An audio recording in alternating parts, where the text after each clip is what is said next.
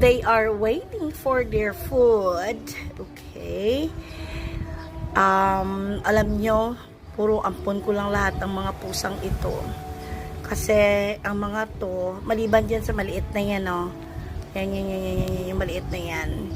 Yan yung bago kong ampon, na nakita nyo nung nakaraan. So, the rest, okay.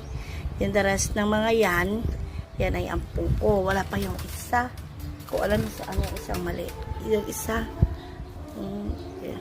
yung isa nakahiga sa na may bakat pang itim, yung tatlong kulay, yan, yung si Kuda.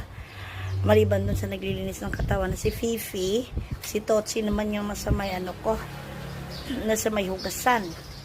Iyan, si Big Boy, yung bagong ko. Okay, si Kuda yung nakahiga. Yan, ng anak mo yan. Malalaki ng mga anak niya nandun sa ilalim ng kama ko sa kabilang kwarto, dun sa lumang bahay dyan sa kabila. So, they are waiting. Hindi pa kasi luto yung namin kanin. Ayan pa, lang ng kanin namin. May ulam na yan mga yan. Yung paksiw na isda. Okay. So, those are my pets. Okay.